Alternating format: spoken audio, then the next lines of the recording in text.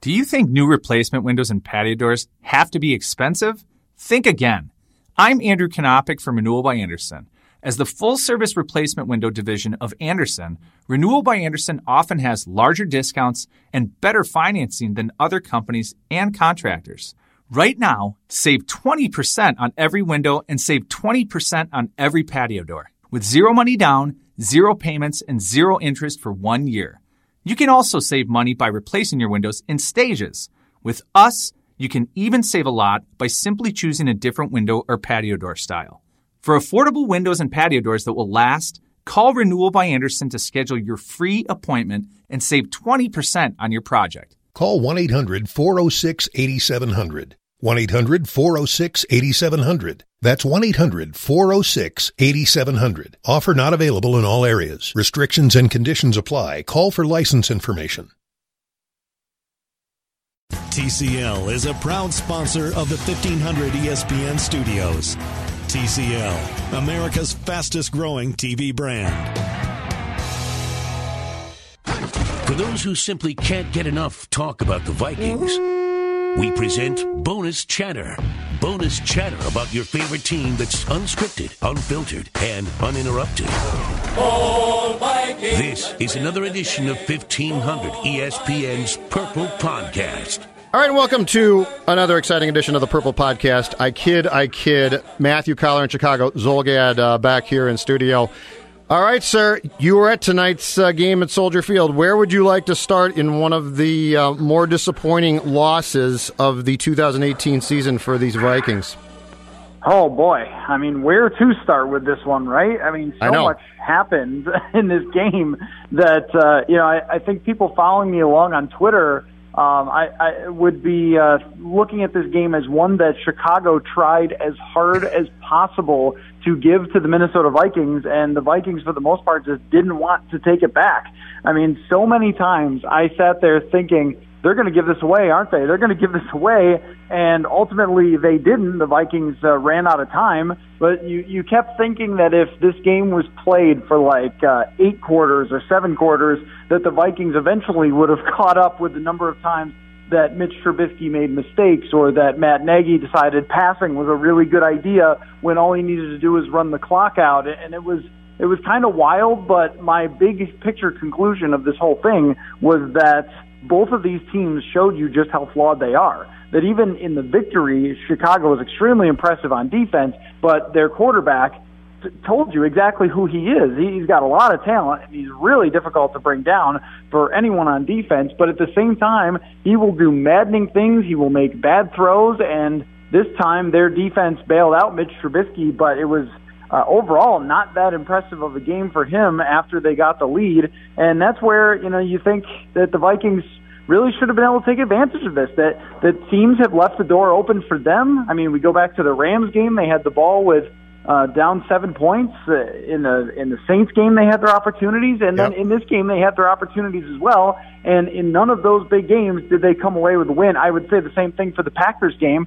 Part of that's the kicker, but there's many other things there. So all the teams that they've played that have been really competitive teams, where they didn't come away with wins, they've always had their chance. And what do we make of that? Does that mean that they're just this close, or do you take away that this is exactly who they are, a team that can get close but can't exactly finish a game against a really good team? I'd like to start here because I'm baffled still about this. How do you have 2 weeks to come up with a game plan for the Bears, and you spent the week leading up to the game acknowledging that Trubisky is elusive and can be at his best Tarkington-like, and you've talked about Khalil Mack and the fact that you full well know that Khalil Mack has the ability to dominate games, and yet you come out in the first half with a game plan that it almost looks like you're surprised by these things. I don't get that. I mean, watching poor Riley Reef, who's not a bad player, but Riley Reef being asked to block Khalil Mack one-on-one is a crime. I don't understand the game plan, especially as it was drawn up going into this game from a team that had time to prepare and fully was aware of what the Bears could do well and almost didn't seem to address those things. And for the first 2 quarters, it cost the Vikings time and time again. they were putting him outside. They were finding ways to get him one-on-one with Riley Reiff, even though there was attention being paid to him. And all the Vikings said, like, we did the things that we were supposed to do, but we didn't execute against Khalil Mack. And that ends up being the story for a lot of teams. I mean, very few teams find a way to completely shut that guy down. But what you have to do is not give him the ball. I mean, you just can't fumble it right into his arms, or you can't let him force an interception or a tip ball that almost ends up in somebody's hands, or let him ruin drives. Like, he's going to be able to pressure you. You know that he's going to be able to pressure you. You just have to work around that. And something that I brought up to Kirk Cousins, and he did not really have an answer, was about the screen game. And I asked him, I said, against Philadelphia, you guys used a lot of the screen game where you were throwing these quick passes, and you really mitigated the Philadelphia pass rush. Why didn't more of that happen tonight? And he said, in hindsight, you can look back and look at maybe a lot of plays that would have worked better, which to me was an acknowledgement that he may feel the same way, that they could have used a little more in the screen game. They tried it a couple of times to Delvin Cook, but there really wasn't a whole lot of creativity there. And I think that what a lot of the takeaway here was for many fans that were interacting with me throughout the game on Twitter, and it's very hard to disagree after this, is just the game plan was overall not impressive. I mean, Pat Shurmur faced this team twice last year with the same defense other than Khalil Mack, and I know it's a big factor, but they were top 10. And what did he do? In one of the games, he put in 6 offensive linemen and ran at them with Latavius Murray. And in the other game, he threw screens like crazy and misdirections at them for short passes, and that mitigated some of their pass rush. So, I think that there probably was a combination here of game plan issues with Khalil Mack, and then also the execution just was not good. And, here's the thing about Riley Reiff. I mean, you pay a lot of money for him, $55 million, and I don't think that they have gotten anywhere near $55 million worth of left tackle over the last 2 years. He had a good first 5 games, and he's really well respected, but overall, I mean, he played like a guy that's anything above average for a left tackle, and all they needed was average, but I don't even think he's been that. I think he's kind of been eaten alive a number of times, and, there's nothing you could do about that now, but it just doesn't look like maybe the best investment, even though they needed it as bad as they did last year. And all of the concerns that we voiced about this line going into camp and going into the season, Coller, all of it has come true. When they face good defensive fronts, they just can't do it. They can't do it, and they've got guys playing guard who they probably shouldn't have. It's just, 2016 was an abomination for the line. And I give them credit because last year they weren't fantastic, but they made improvements, okay? But we looked at this after last season and said, okay, now Berger's retiring. There are certain things that you have to do, especially if you're going to get a quarterback who, for the most part, is a statue. And all of us, as a first guess, said there are certain things that have to be done here, and they weren't done. And in a game like this, what we said always comes back to being true, which is you are paying a quarterback what you're paying Cousins, and you are not providing him ample protection, and the resulting gaffes and miscues should not be surprising to anybody. Yeah, that's right. One thing Vikings fans should remember always is just how good Joe Berger was. And, I mean, he was just a guy, and he was just a name that you might hear, and he wasn't a big voice or anything like that. He didn't go to Pro Bowls. He was a hell of a player. And when you take him out and you plug in Mike Remmers at right tackle, and I think the experiment has been an incredible failure, and I do not blame that on Mike Remmers at all. I blame that on them not finding another solution at right guard and being forced to just shove a guy over there, and then they're playing a rookie at right tackle. And no surprise, Akeem Hicks on the first drive just demolishes Brian O'Neill and sets the tone for the running game. And they couldn't run at all because Akeem Hicks is one of the best players in the NFL. Akeem Hicks was every bit as good as Khalil Mack tonight. I mean, he was just blowing up plays left and right because you have a player out of position at right guard and you have a rookie right tackle that is not going to be able to handle guys that are so quick and so powerful at this point yet in his career. And that's what they came away from. Free agency and the draft was basically no starting solutions, and Brian O'Neill has only had to be forced in there just out of necessity because Rashad Hill was worse. And it's going to keep coming back to that. And I know that we haven't really gotten to, the elephant in the room with some of the Kirk Cousins throws. Oh, we'll get to that. We'll get to that one. Count on. But there is, to some extent, though, I do not blame Cousins for some of it. Now, that's not to say all of it, but some of it, because I don't think he was given a proper chance with the game plan tonight. I don't think he was given any chance by the offensive line, and that's been the theme of the whole freaking season, has been pressure all over the place. And then the guy already fumbles a lot, but like you said, we talked about this at the very outset of the season. For a quarterback historically who struggles under pressure and fumbles all the time, that you have to do better on the offensive line, and they instead drafted a cornerback. And I mean, it's going to come back to haunt them over and over when the NFC has 5 or 6 of the best defensive tackles in the league. They've got great pass rushers all over this league, and this is what you're going to face. You're going to face guys who can ruin your game plan, and it's happened a number of times, and then even in other games it's come close to happening, like in Arizona, where Chandler Jones nearly ruined that game. So, I mean, at this point, there's no real solution for it, but you certainly did not pick a quarterback who was going to be able to mitigate some of the mistakes. Cousins is a guy who tends to make them worse when things go wrong in front of him and around him, and he certainly did that tonight. And I just don't know what they're going to do in some of these games. They get lucky that the Packers are going to be without Mike Daniels, but going forward, they're going to face some good players again. Week 17, they're going to see this team again, and I don't know what the real solution is if they can't find a way to scheme around it. The Vikings, I should say, attempted 46 passes tonight. They ran the ball total times rushing the ball 14 times for a grand total of 22 yards. Tell me this. What is your observation, critique, or feeling about the play calling at this point? Because we go back to a lot, as you said before, Pat Shurmur had an unbelievable 2017 calling plays. He was phenomenal.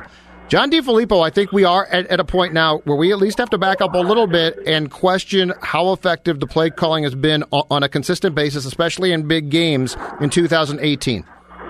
Yeah, I mean, it's a question that is hard to answer because, I mean, I think that play calling is always one of those things that we can look back and say, oh, you called this play and it didn't work, so why didn't you call this other play? But when we're talking about having Pat Shurmur as sort of what we can set DeFilippo up against and sort of compare the two and how they match up, and again, Chicago did not have Khalil Mack last year, so it is a different story. I look at the overall sort of scheme more than I look at specific play calls. And when you get down in the game pretty early, 14-0 in the first half, it's very difficult to run, and especially when the other team has Akeem Hicks, and they're just not letting you run. And there was almost nothing they could do. Now, I mean, maybe there were some other things that they could try. We saw very little in terms of misdirection or anything else like that from this team. We didn't see a lot of the same things that Matt Nagy was using early in the game to have success. We didn't see, the fake jet sweeps very often and things like that to try and help Delvin Cook out. And it really does seem like there's just like a step behind all the time with DeFilippo, where last year was such a conducive offense where it seemed like everyone understood every part of it all the time, and you just don't really get that same sort of sense from this team this year, that they're still sort of feeling their way through a lot of things. And then when they're down by a couple touchdowns, then everything works. And then you could put up a bunch of yards and move the ball down the field and get open. But, I mean, this is also a little bit of the quarterback's MO as well, that, in Washington, that was one of the criticisms is, he put up 4,000 yards over and over in a lot of games where they were down 2 touchdowns.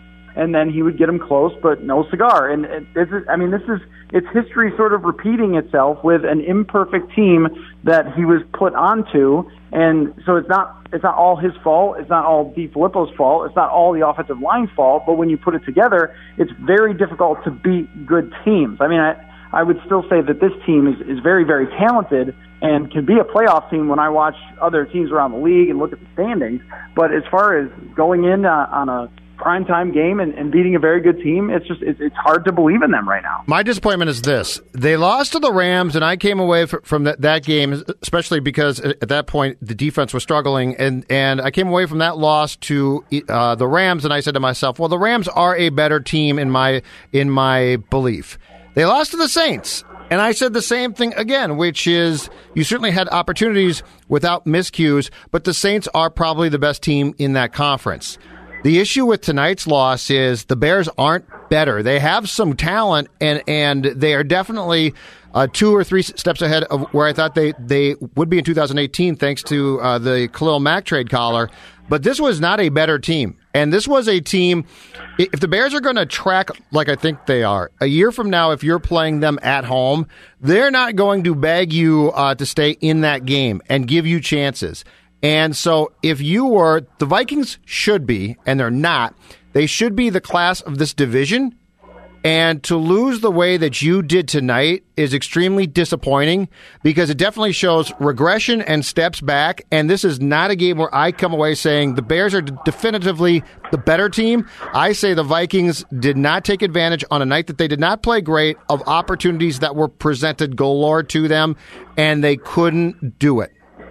So I guess I would go back and forth on that because with the Bears, I do think that they are a very strong top-to-bottom team that has more weapons overall than the Vikings. The Vikings have the 2 best wide receivers, but you saw Anthony Miller. Remember that name from a guy that I liked around draft time, and I think a lot of people who covered the draft knew that he was going to be a very good player. So they add him as a weapon, and they add Trey Burton as a weapon. You already have Tariq Cohen there. So you saw them use just about everybody that they could possibly use to get the football early in the game. And they also have a very creative offensive mind as a head coach. I think that Matt Nagy definitely went to the game management school of Andy Reid, that's for sure, where yes, you just mismanage the entire second half of the game after getting ahead. I think that he did that, and I would criticize that, but I would not criticize their game plan from the outset. I thought it was fantastic. They were moving the Vikings left and right all over the place. The quarterback, of course, makes 2 bad throws, and he gets picked off and just head-scratching stuff. But I do think the Bears are the better team. When you look at who has the best player of either team, it's Khalil Mack. He's a top 5 NFL player. When you look at a team that has at least a solid offensive line, it isn't great, but it's solid, and they have an offensive mind who found a way to completely shut down Danielle Hunter and Everson Griffin tonight. I mean, that was maybe the most impressive thing that happened, other than Akeem Hicks and Khalil Mack's individual performances, was Matt Nagy finding ways to make Danielle Hunter and Everson Griffin completely irrelevant. How often has that ever happened that both of those guys are completely shut out like they were today? So when I look at this team, I say, yeah, sure, the Vikings have an opportunity to win a game like this, and they didn't. But I would also say I look at them as probably even.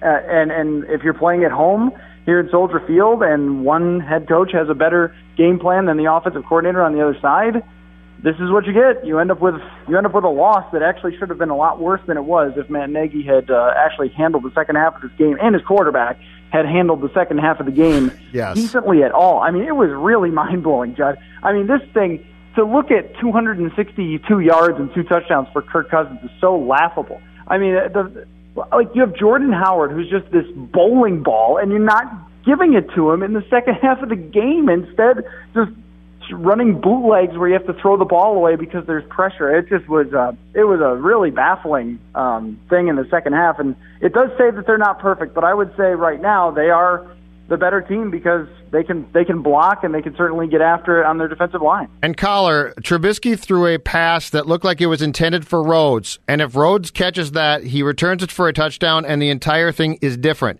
The play calling by the Bears in the last 2 quarters gave the Vikings ample opportunity to score defensively. You almost didn't need your offense.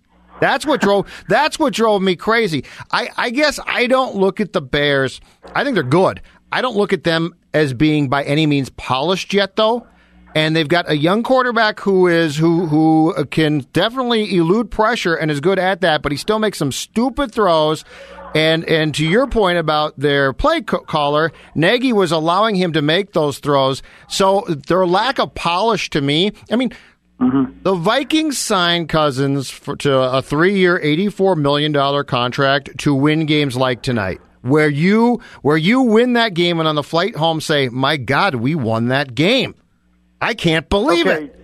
That's a great point about the trajectory of the two teams. And I'm not sold on Trubisky at all. And Nagy's going to have a lot to prove. And my guess is that the Chicago Bears get eliminated from the playoffs on both of those guys, that they just aren't where they need to be yet. But first-year head coach, second-year starting quarterback with the first year of having a real head coach offensively, I think, because John Fox wasn't that, as opposed to a team and a quarterback and a defense and a defensive mind that were all supposed to be proven, and they were supposed to win games against the less experienced type of quarterback and head coach, and here we are, they didn't. And you're right, they've had 3 primetime games, and they've come away with 0 wins, and they've got another one this week, so we'll see what happens there. But if you're talking about what we expected going in, I think all of us have just changed our expectation of what this team is as we've gone along. I think that by week maybe like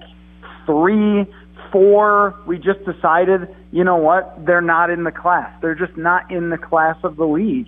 And these are the types of games that they will lose when they have to play against great opponents on the road because they can't block anyone. And the team just has probably too many shortcomings to ever be considered in that same sort of class as someone like the New Orleans Saints or Los Angeles Rams. I guess the real question is just, like, how much does this loss really mean? It probably is a little, but maybe not much compared to what we think this is gonna happen with this team anyway. I mean, this team just sort of looks like a first round out on the road against New Orleans type of team, and so far they haven't done anything to change that perception or expectation of them. And they'll have a chance because they're going to play Aaron Rodgers, Tom Brady, and Russell Wilson these next 3 weeks. But also they're going to have to not make the same mistakes that they made tonight because, I mean, maybe the Packers would be dumb enough to mismanage a game like this. Actually, I can guarantee they would, but Belichick won't. And, Seattle... Russell Wilson won't. And Russell Wilson, we've seen him finish games and give his team a chance, even though, I mean, they're like the Vikings, really, only it's sort of, they do it in different ways. Like, their defense isn't as good, but their quarterback's really good, but they're sort of flawed. So, I mean, that's where they are, is that every one of these teams, like Carolina, good team, flawed. They lose to the Lions. That's inexcusable and kind of unbelievable, considering where the Lions are. Atlanta, they were convincing me they're good, and then they lose to Dallas. Dallas loses a bunch of games early, but then they've come back and won a few. Right. Philadelphia's not good. But you were supposed to be better than that. That's the frustrating thing about this team. They were supposed to be in the echelon of where we judge the Saints to be, and perhaps not right there, but Rams was supposed to go definitively, I thought, let's say Saints, Rams, Vikings. And what tonight's loss does for me is it takes the Vikings out of the realistic conversation probably to win the division, which I do not think was asking a ton because this team was supposed to be, when you sign, this is what frustrated me so much from day one about not paying attention to the O-line. When you sign Cousins to that contract, you are putting yourself in your mind over that hump. And to then not address other things that that are areas of need. The windows that open in this league are open very, very briefly.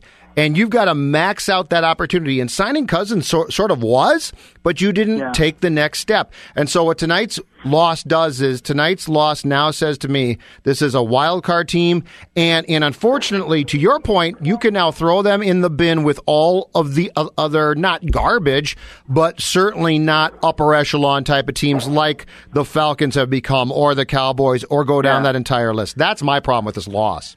It's Darren Doogie Wolfson here from 5 Eyewitness News, and I contribute to 1500 ESPN. The goal is to always have more scoops than Raisin Bran. I pride myself on being up to date on what's happening with the Wolves, Wild, Twins, Vikings, Gopher Sports, the Lynx, United, and everything else going on in this busy sports marketplace. Check out the Scoop Podcast. You can find The Scoop on Apple Podcasts, Podcast One, or wherever you happen to get your podcasts. Yeah, no, and this does change it, because if they had won this game, you know what's weird about this game is they lost by 5. They lost to the Rams by 7 and the Saints by 10, and all of those numbers are not big, but none of those games did they really ever have a chance, right? I mean, tonight they had no. They were really getting whooped by a couple of scores in each one of those games. By 11 points by the Rams, I think, at one point, or maybe it was more than that, and then by 17 to New Orleans, and they always get these garbage touchdowns at the end that make it look better than it was.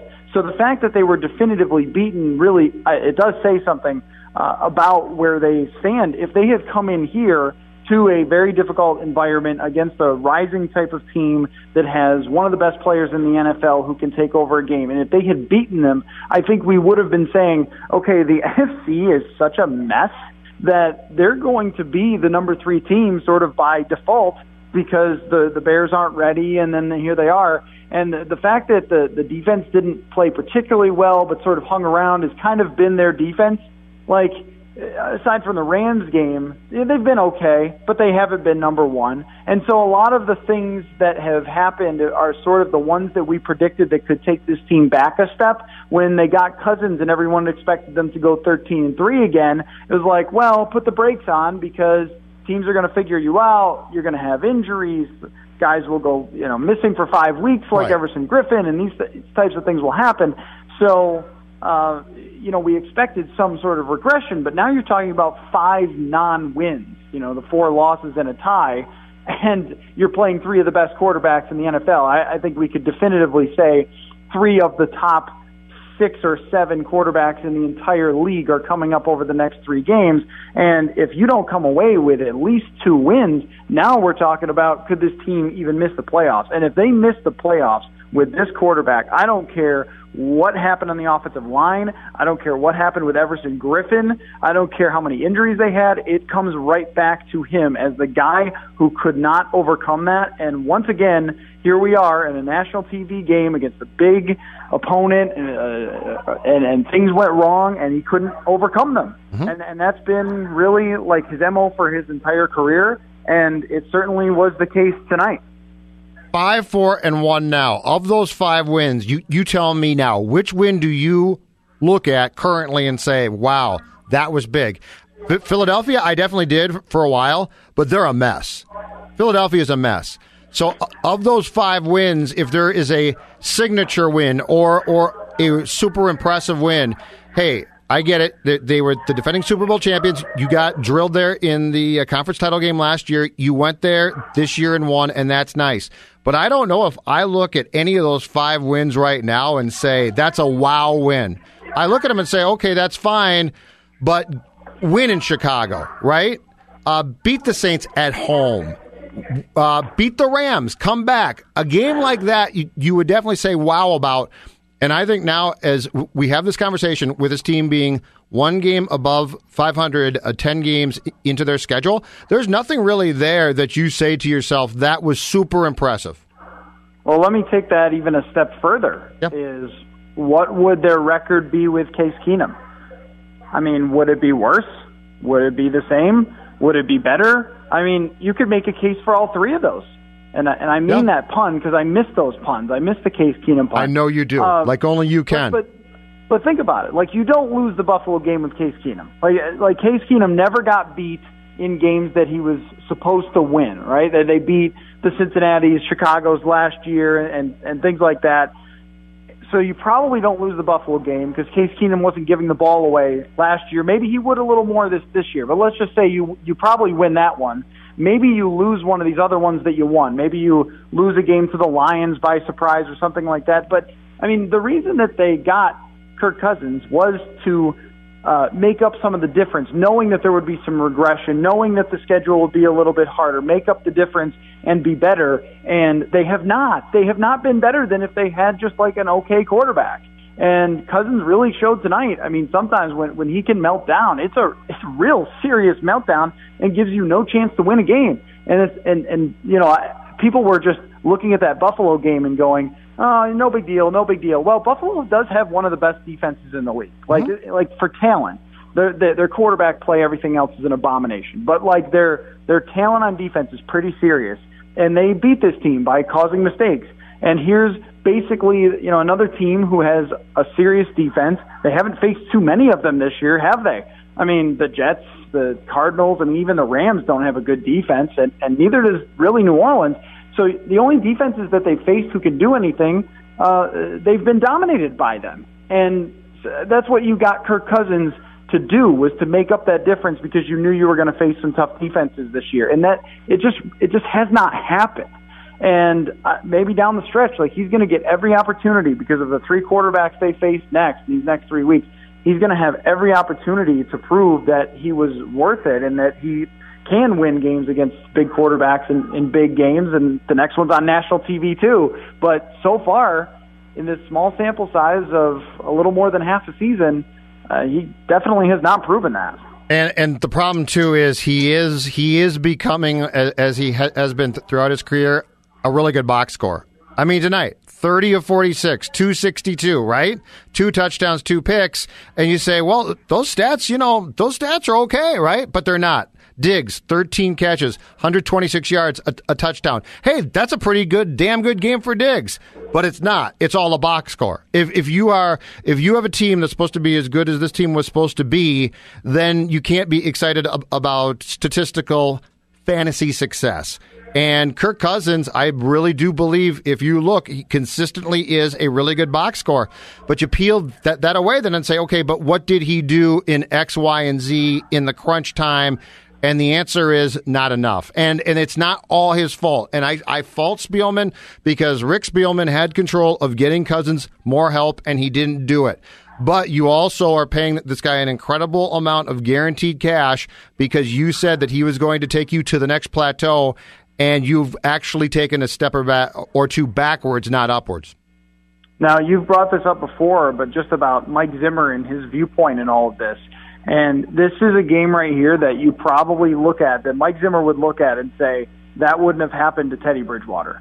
And all the things that Bridgewater didn't do statistically, you know, he didn't put up a bunch of garbage yards because they were usually winning games, and he didn't turn the ball over all that much, and he did throw it away when he was in trouble, and all those sort of game management type of stuff that you get eye rolls from people when you talk about someone being a great game manager. But, you know, a game like this, where Trubisky throws a couple bad picks and they mismanage a lot of the things on Chicago's side, that's a game that you probably do win if you can manage a little bit better and if you can produce points early in the game on some of these drives instead of going 3 and out, 3 and out, 3 and out. And if you're Zimmer, you probably look at this situation and say, all the things that made him love Teddy to an inexplicable level to most people, right? Yep. I mean, people would make fun of how much he loved Teddy Bridgewater, but he doesn't look through the lens of someone's box score, like you're bringing up. He looks through the lens of, okay, maybe he had 170 yards and 1 touchdown,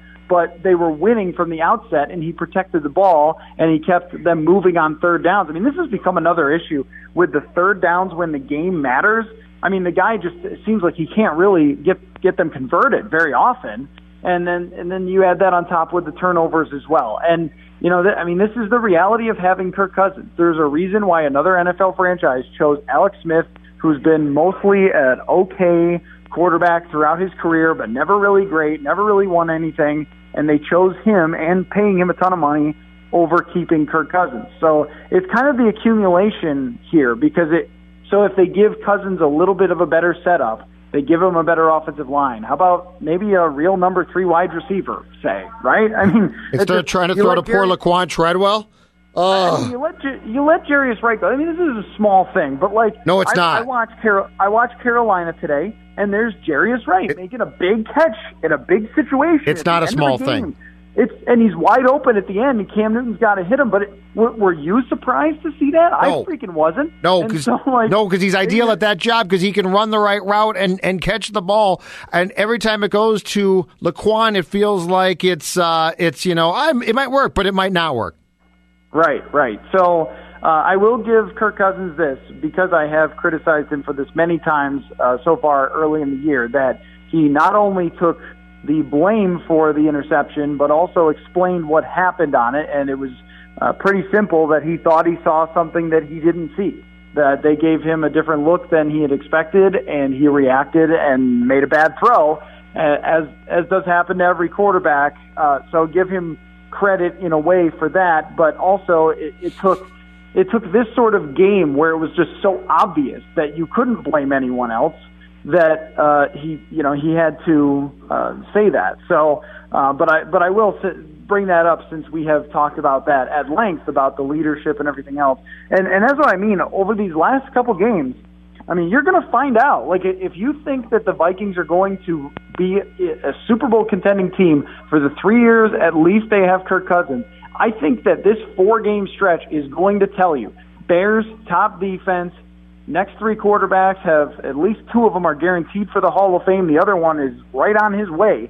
And so if everything just falls apart here with this season, I think it's going to tell you a lot about the guy playing quarterback for the Vikings.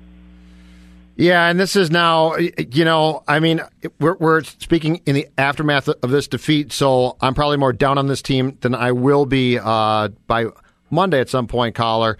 But nonetheless, I mean, this is an incredibly tough 4-game span, and I said to myself, okay, it's going to be tough to win in Chicago, but you can do it. You definitely can beat Green Bay, because I think the Packers are a mess next Sunday night at home, and then it's going to be very difficult to go to the Patriots and Seahawks and win, but you can get one of those. So that was a potential best case 3 of 4, and now I look back and I say, well, I still think that you can beat the Packers a week from Sunday at home. But the way that this team plays, playing against the Patriots there and Seattle there in an incredibly tough environment for both places, I'm not going to be absolutely shocked if this 4-game span goes 1 win, you do beat the Packers, but you lose to the Bears, the Patriots, and Seahawks. Well, so to your point, as far as reacting and overreacting to the game, I mean, I think that this is a proper reaction because of how it really looked as opposed to the final score. I mean, this wasn't that close of a game. This was the Bears decidedly outplaying them for the entire first half, and then not being able to finish the job because they're not there yet as a team with the Bears. And the Vikings having a chance, but then letting it slip away on a Kirk Cousins interception. And that is kind of what this team has been when they've played good teams. And if they had gone just back and forth, let's say it was like some sort of great game where both quarterbacks were throwing all over the place, or both defenses were playing brilliantly. Let's say it had been that game. Yep. I think we'd be talking a lot differently. But yes, this is another game against a good team where you're not really in the game as much as it even seems by the final score. And so when it's been proven 3 times against 3 good teams that you can't hang with them, and you're 0-3 against them, and your quarterback played pretty good in the one against the Rams but has a key fumble, he played pretty good in the one against New Orleans but has a key pick, and then here didn't play good at all and puts up some numbers. I mean, yeah, I think it's worth looking at it saying, okay, is this really a contender? Because when you go 0-3 against contending teams, it's kind of hard to look at you in that same sort of context. And this was their game to prove that they belonged, and we said the same thing about the New Orleans Saints game. Hey, this is their game to prove that they belong, and okay, so they didn't. So that's who they've shown us that they are right now. And so your question is, okay, so how can you take this, what you have right now for a roster and coaching staff, and get to that top? I mean, the playoffs, who knows in the NFL, right? But I mean, boy, even getting to the playoffs, you might not get to the I was going to say, you might not get there, right, Matthew. You might not get there. I don't even want to speculate about the path if you get in, which if you are going to, would most likely be as a wild card starting on the road. I don't even want to go there because right now I look at this team and this 4-game stretch, and I think that by the time you get done playing Seattle there, that there's a very good chance that we are basically talking about a team that very well could be on the outskirts of that playoff picture, or basically not eliminated, but with a ton of work to do at the end of the season in December to even get back in that conversation. Right. And then, it really sort of lines up as the potential for the game against the Bears to be big, but the Bears don't have the same sort of difficult schedule, though. Nope. So it might actually turn out in their favor that Chicago could be coming to Minnesota without as much to play for. But that's really looking way, way out in front. And they'd be looking for, maybe potentially home field throughout or something like that. But I think that they're going to be definitively number 3. So it really does come down to, okay, who are these other teams? And can you get into the playoffs against them now? Because you look, 5-4-1, not super different from 5-5, which is where Dallas is.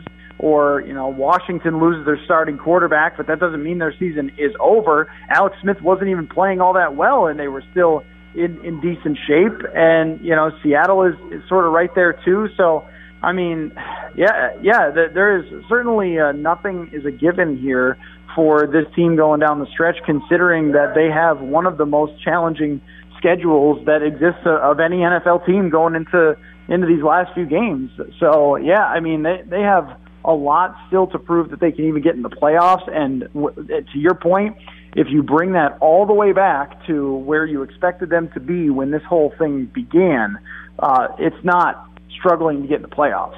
That if you said, hey, yeah, you're going to sign this quarterback for $84 million and you're basically going to be a 500 team through 10 games, I don't think anyone would have signed up for that at all, no matter the schedule, no matter the injuries, no matter whatever excuses you have, change of offensive coordinator, no one would have been okay with you just being a shred over 500 because of a tie. That's ultimately how people get fired, Matthew Coller.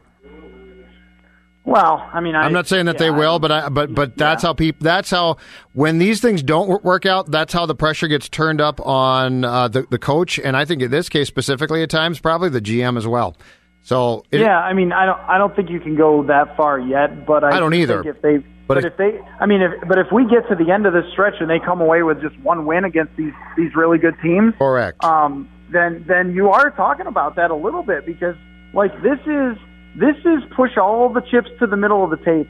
When you get a 13-3 season out of Case Keenum, you're the GM of the year and you're everybody's genius and everything else like that. But then when you push the chips to the middle of the table and you say, okay, here's $84 million, we're going to basically wreck our salary cap and ruin our chances to sign guys in free agency, to improve the offensive line, potentially ruin our chances to keep Trey Waynes long-term or Anthony Barr, no matter how good your salary cap is, guy, and you pushed them all in the middle of the table, if you go 7-8-1 and miss the playoffs, then the heat is on pretty much everybody. But, you're talking about getting way far down the road on this after a pretty ugly loss here in Chicago.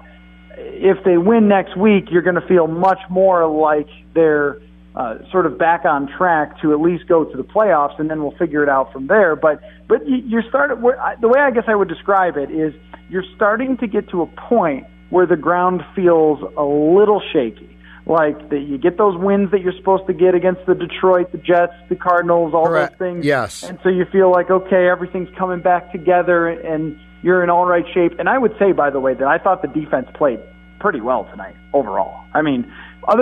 Sometimes it's amazing when I see on Twitter of people like the other team has 14 points, they have 1 touchdown and 2 field goals, and it's like apoplectic people everywhere. Zimmer doesn't know what he's doing anymore. It's like, do you guys watch any other games around the league? Like, did you watch last week when Chicago was just lighting up the Lions? Like, this is a pretty solid defensive performance that should put you in shape to win this game, and yet it didn't. And that's, I think, the disturbing part, Judd, is that it didn't.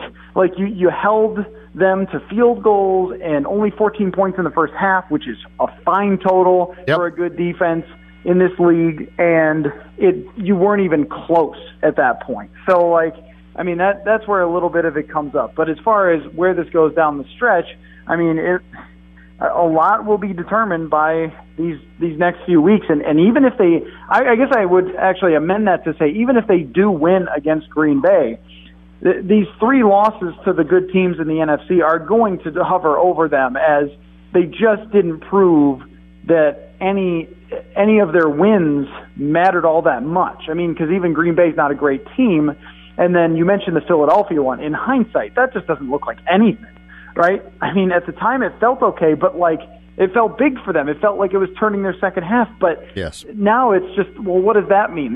They just got smoked by New Orleans. They're a terrible team. They're probably going to miss the playoffs. Right. Their players are injured now. They lost offensive linemen, and maybe Doug Peterson isn't quite the same without Frank Reich, who is a really great coach right now on the offensive side. Except for that pass play to Luck today. I didn't like that one where Andrew Luck's diving for a ball in the end zone. I wanted to go to Indy myself and wring Frank Reich's neck. This guy's got shoulder problems. He's a generationally great quarterback, you idiot. Yeah. So that bothered me. Yeah. Okay, nobody's perfect. Didn't like that. I agree. But, I mean, their offense is becoming fantastic. So, but the point just being that, all of a sudden that win against Philadelphia doesn't mean anything. And so this team at some point, and I don't know when it is, because maybe they'll even catch New England at the right time. We'll see. But that's going to be their next opportunity, really, because even if they win against Green Bay at home, you should. Like, okay, well, Green Bay, we're talking about firing their coach. Yeah. So. Yeah. This is not. So I mean, that's kind of the way I'm looking at it. Is maybe you have 3 more shots at proving that you can get a big win for the Vikings, and if they don't do that, they're going to end up missing the playoffs. The 2018 Vikings were not built, nor was the feeling ever that they would be a feel-good story. They were supposed to be a success story, and to be a success story, you've got to beat the Bears on the road. You got to beat the Saints at home. Perhaps you upset the Rams there, but that's the disappointment in this team is 13-3 in 2017 with Keenum as your quarterback was a really cool story, and you said to yourself, what a great comeback story, and blah, blah, blah, and that was all fun. But then you took that next step, or you thought you did, to be a success story, and you're not, and you are disappointing at every turn. And tonight, on defense, when I said to myself, if the Vikings are going to actually get back in this game and score, they're going to have to not just force a pick by Trubisky or a fumble. They are going to have to score off that. And that's a scary thing when you're paying a quarterback as much as the Vikings are paying theirs. When you become convinced that to stay in a game and have a chance to win it, your defense has to score a touchdown, and that's how I felt. Well, and I think that what we have to do is just readjust where we think that the team's ceiling is going to be, because when you go into the season, you think with the amount of money they spent and the quarterback with the numbers that they brought in, you think, okay, well, Super Bowl, right? I mean, nothing short of that. I got asked, I don't know how many times, because, other radio stations want to talk about what the Vikings are doing in the offseason, things like that. Every single interview, someone would ask me to host would say, is this Super Bowl or bust? And the answer every time was yes. Mm-hmm. When you spend that much money, the answer is yes. And anything short of that is going to be a pretty massive disappointment. But where I sit now, just realistically looking at what this team has put on paper so far, like that is not the expectation. Now it's sort of like playoffs or bust, and then who knows? You've sort of become one of those teams. So, when you go back through a game like this, you look at it as not, well, they played a great game in Soldier Field and the other team played a little bit better and I can't wait for Week 17. It was more like you kind of got whipped and hung around a little, and that wasn't what you came here to do. That wasn't what you spent $84 million on the quarterback to do. Absolutely. All right, we're done. What's coming up on the Purple Podcast this week, Matthew Coller? Oh, we will have a couple episodes with Sage Rosenfels. Actually, the Journeyman Quarterback of the Week segment is the hardest with the Green Bay Packers because, they've got some backups, but not too many Journeyman starters. We might have to reach way back to find some. Ooh, you're right. Then, Yeah. So, and then we will have the Purple Live show on Tuesday night from 6 to 7, as always. All right, we will talk to you soon, sir. Thank you. All right, that's Matthew Coller from Chicago. This is Zulgad from back home, putting a bow on a ugly Vikings loss to the Bears. Do you think new replacement windows and patio doors have to be expensive? Think again. I'm Andrew Kanopic from Renewal by Anderson. As the full-service replacement window division of Andersen, Renewal by Andersen often has larger discounts and better financing than other companies and contractors. Right now, save 20% on every window and save 20% on every patio door. With zero money down, zero payments, and zero interest for 1 year. You can also save money by replacing your windows in stages. With us, you can even save a lot by simply choosing a different window or patio door style. For affordable windows and patio doors that will last, call Renewal by Andersen to schedule your free appointment and save 20% on your project. Call 1-800-406-8700. 1-800-406-8700. That's 1-800-406-8700. Offer not available in all areas. Restrictions and conditions apply. Call for license information. This episode presented by Minnesota's very own Ticket King. If you're looking for tickets to a game or concert, visit TicketKingOnline.com or the link on the 1500 ESPN Sports Calendar page. Seats to fit every budget at all venues and all stadiums with zero fees added at checkout. Visit TicketKingOnline.com or call 612-341-4141. The President answers questions in the Russia probe. I'm Jackie Quinn with an AP News Minute. I was asked a series of questions. I've answered them very easily. President Trump says although he has answered Robert Mueller's questions, they will still have to be reviewed by lawyers before he submits them. The president heads to California tomorrow to survey wildfire damage. This evacuee's excited. I think he's a big encouragement to everybody, and he's going to help us. Fire officials have just announced that more than 1,000 people are now reported missing in Butte County. The House has passed a bill to drop legal protections for gray wolves, which would allow ranchers to shoot them. They are still digging out in the Northeast. New Jersey's Governor Phil Murphy apologizes for impassable roads. It came much stronger and hit us harder than anyone or any organization had forecasted. Stocks closed mixed with the Dow gaining 124 points. I'm Jackie Quinn.